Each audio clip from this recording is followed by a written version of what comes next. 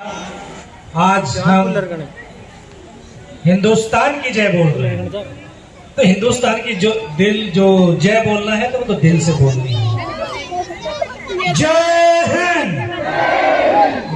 बहुत बहुत धन्यवाद। यादव समाज समिति भिवाड़ी के द्वारा जो श्री कृष्ण जन्माष्टमी की पूर्व संध्या पर एक भव्य जो प्रोग्राम आयोजित किया है, मैं इस समिति के अध्यक्ष, महासचिव, संरक्षक, तमाम सदस्यगण उन सब का आभार व्यक्त करता हूं और आभार व्यक्त करता हूं मंचासीन तमाम हमारे यदुवंशी अतिथिगणों का और नमन करता हूं हमारी बहन यादव समाज की शिरोमणि पुष्पा शास्त्री जी को, उनके चरणों में नतमस्तक होकर के नमन और वंदन करता हूं। नमन और वंदन करता हूं समाज के उन बुजुर्गों के चरणों में जिन्होंने इस समाज को एक नई राह और नई दिशा दिखाई। आज उसी राह और दिशा की तरफ ये समाज का यूथ बढ़ता हुआ चला जा रहा है। समाज एक ऐसा समाज, ये यादव समाज एक ऐसा समाज है जो शौर्य, वीरता, पराक्रम का एक मिसाल है।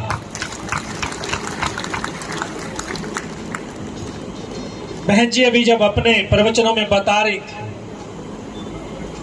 कि आज यादवों को अपने बेटे और बेटियों को तैयार करना होगा, सच में तैयार करना होगा।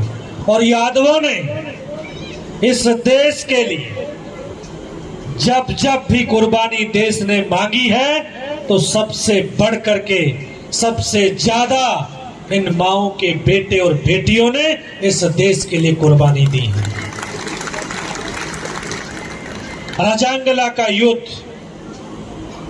एक ऐसा युद्ध रहा है जो विश्व के प्रसिद्ध 8 युद्धों में से एक है, जिसमें 114 वीर अहीरों ने 3000 चाइनीज सैनिकों को मौत के घाट उतार दिया और लड़ते लड़ते वो भी मां भारती की गोद में समाहित हो गए। एक ऐसे ये छत्राणी और ये यदवानी हैं जिन्होंने अपने कोख से ऐसे बेटे और बेटियों को जन्म दिया है। आप सबको जो युवा साथी है उनको मालूम होना चाहिए कि पहले विश्व युद्ध के दौरान 12,800 यादव शहीद हुए और द्वितीय विश्व युद्ध के दौरान 19,000 से भी ज्यादा यादवों ने इस देश के लिए कुर्बानी दी। 37 विक्टोरिया क्रॉस मिले थे द्वितीय विश्व युद्ध में, जिसमें से एक यादव भी था, यादव उमराव सिंह। तो ऐसे शौर्य, वीरता और पराक्रम वाला ये हमारा समाज है। हम सबका ये दायित्व है कि अपने इस शौर्य को, इस पराक्रम को बनाए रखें। और ये तब बनता है जब समाज के अंदर अच्छाइयां आए। जिस तरह से भी दीदी ने बताया, दहेज ये हमारे समाज की सबसे बड़ी ये हमारी बुराई है। हम मंचों पर खड़े होकर के, जो हमारे महासभाएं भी हैं, मैं उनके भी अध्यक्षों को नमन करता हूं और उनको भी ये कहना चाहता हूं, क्योंकि मंचों के ऊपर कहते हैं दहेज नहीं लेंगे, लेकिन बाहर जाने के बाद में वो एक की जगह 2 गाड़ियां मांगना शुरू करते हैं। तो ऐसे कैसे काम चलेगा? हम जो वीर होते हैं वो कभी अपने वचनों से फिरते नहीं हैं। हमें ऐसे समाज का निर्माण करना होगा कि जो राष्ट्र उत्थान में, राष्ट्र के निर्माण में आगे आए और आगे आकर के अपना योगदान प्रदान करें। मुझे भी इस समाज के, इस राष्ट्र के लिए कुछ ऐसा समय मिला कि मां भारती के चरणों में कुछ अपने लहू की बूंदें बहाने का सौभाग्य मिला। मैं समाज का और इस राष्ट्र का ऋणी हूं और हम सबको सौभाग्य ये प्राप्त है कि हम इस यद कुल के वंश के अंदर हमने जन्म लिया है। लोग कहते हैं कि श्री कृष्ण यदुवंशी। अरे श्री कृष्ण तो इस यदुवंश के अंदर पैदा हुए थे। ये श्री कृष्ण से भी पहले का ये यादव कुल है। उन्होंने इस कुल में जन्म लेकर के इस कुल को गौरवान्वित महसूस किया है। अगर शास्त्रों के अंदर, वेदों के अंदर यादवों का, इस यदुवंश का जिक्र है। यादव मतलब सनातन धर्म। यादव का मतलब श्री कृष्ण नहीं, यादवों का मतलब सनातन धर्म। और श्री कृष्ण ने इस कुल के अंदर इसीलिए जन्म लिया क्योंकि इस कुल के जो लोग थे वो वीर थे, ज्ञानी थे, प्रेमी थे, सहयोगी थे, एक कुशल नेतृत्व करने की क्षमता रखने वाले थे। तभी तो कृष्ण भगवान ने भी उन्होंने दुनिया को ये दिखाया और बताया कि ये हमारा वंश इन हाथों से बांसुरी बजा सकता है, बजा करके दुनिया को नचा सकता है, और अगर जरूरत पड़ी तो इस उंगली से सुदर्शन चक्र चला करके पूरी दुनिया का नाश भी कर सकता है।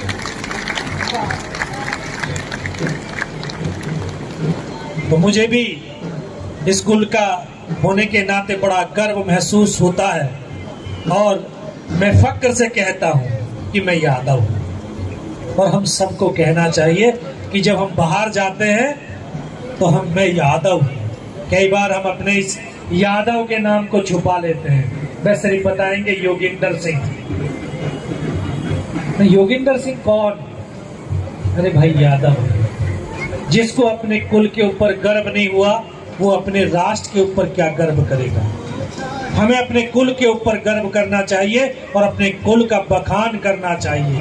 अपने कुल की मान को, सम्मान को, प्रतिष्ठा को बढ़ाने का प्रयास करना चाहिए। जब टाइगर हिल के ऊपर युद्ध चल रहा था जिसमें 7 जवान हम ऊपर थे, मैंने उन पलों को जिया है जो आपने फिल्मों के अंदर देखा होगा कि गर्दन कटती है और धड़ चलते हैं। मैंने उन कटे हुए धड़ों को चलते हुए देखा है। मैंने उन पलों को जिया है। इस सैनिकों के अंग कट जाते हैं लेकिन अंग की परवाह नहीं करते, बल्कि दुश्मन के खात्मे के, दुश्मन के प्रहार के ऊपर उनका सिर्फ ध्येय होता है, अपने लक्ष्य के ऊपर ध्येय होता है। और जब तक उनमें सांस होती है तब तक वो लड़ते रहते हैं। मैंने उन पलों को जिया। 17 गोलियां लगने के बावजूद भी लड़ता रहा क्योंकि ये यादव न झुकते हैं, न रुकते हैं और न ये डरते हैं। अगर ये झुकते डरते न होते तो आज अहीर रेजिमेंट भी इस सेना के अंदर होती।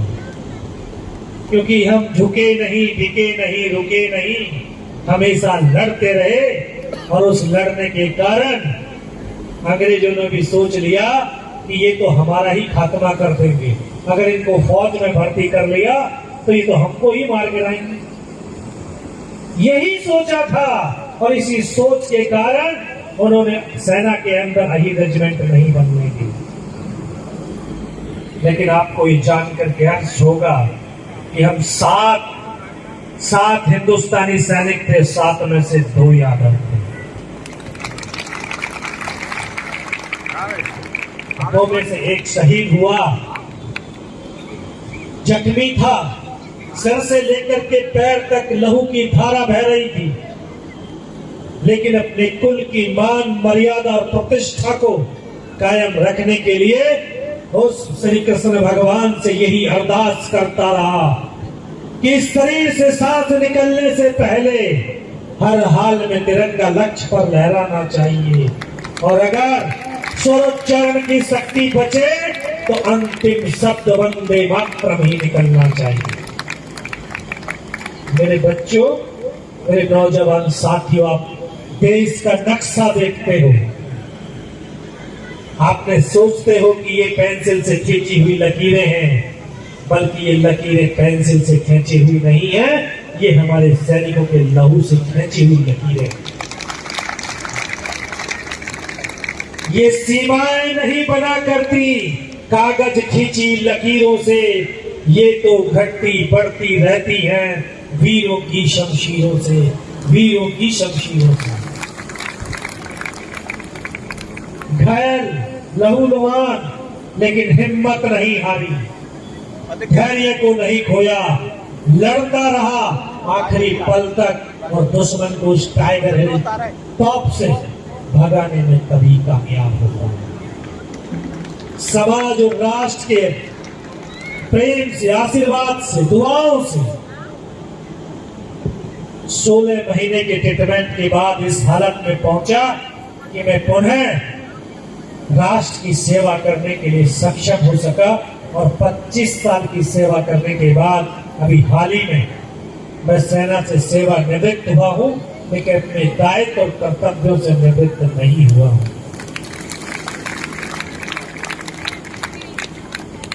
ये युवा इस राष्ट्र की ताकत है, राष्ट्र की शक्ति है, और इस ताकत को, शक्ति को सही दिशा में ले जाने का और लगाने का जो हमारा दायित्व बनता माता पिता का, गुरुजनों का, तो वो अपने दायित्व का निर्वाह करें। और मैं नौजवान साथियों से कहना चाहता हूं कि बहुत जल्द आप अपने अधिकारों की लड़ाई को लड़ना सीखते हैं, चाहे वो घर के अंदर हो, चाहे वो घर के बाहर हो। राष्ट्र से अधिकार मांगते हैं, घर वालों से अधिकार मांगते हैं, लेकिन क्या आप अपने अंदर झांक कर ये देखते हैं कि अधिकारों से ज्यादा आपके कर्तव्य हैं, आप कितने कर्तव्यों का निर्वाह कर रहे हैं। जिस दिन आप अपने राष्ट्र के कर्तव्यों का निर्वाह करना शुरू करेंगे, उसी दिन आपको अधिकार मिलने भी शुरू हो जाए। तो हमें अधिकारों के ऊपर नहीं, बल्कि अपने दायित्व और कर्तव्यों के ऊपर ध्यान देना होगा। इन्हीं शब्दों के साथ मैं पुनः इस यादव समाज समिति भिवाड़ी के तमाम पदाधिकारीगणों और इस समाज के आए वरिष्ठ जनों को मैं पुनः नमन करता हूं, वंदन करता हूं, क्योंकि बहुत व्यस्त ये समय चल रहा है।